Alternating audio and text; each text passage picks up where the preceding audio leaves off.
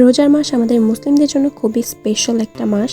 এই মাসে কিন্তু আমরা অন্যান্য কাজকর্মগুলো খুব কমই করে থাকি। এই মাসে আমরা মুসলিমরা সব থেকে বেশি ব্যস্ত থাকি ইবাদত করাতে। যেহেতু রোজার মধ্যে ওরকম ভাবে ঘোরার মতো টাইম হয়ে ওঠে না, তাই রোজা শুরু হওয়ার কিছুদিন আগে আমি আর আমার হাজবেন্ড মিলে ঘুরতে বের হয়েছিলাম। হে এভরিওয়ান, আমি Israt and a big welcome to my channel. দুপুরে বাসায় লাঞ্চ করে আমরা প্রায় 3টার দিকে বের হই। আমাদের হাতে সময় খুবই অল্প থাকার কারণে আমরা বেশি দূরে কোথাও যেতে পারিনি। বাসা থেকে মোটামুটি কাছে একটা প্লেসে আমরা যাই। এখানে বড় এবং বাচ্চাদের জন্য দোলনা ছিল এন্ড তার পাশাপাশি কিন্তু স্লাইডারও ছিল।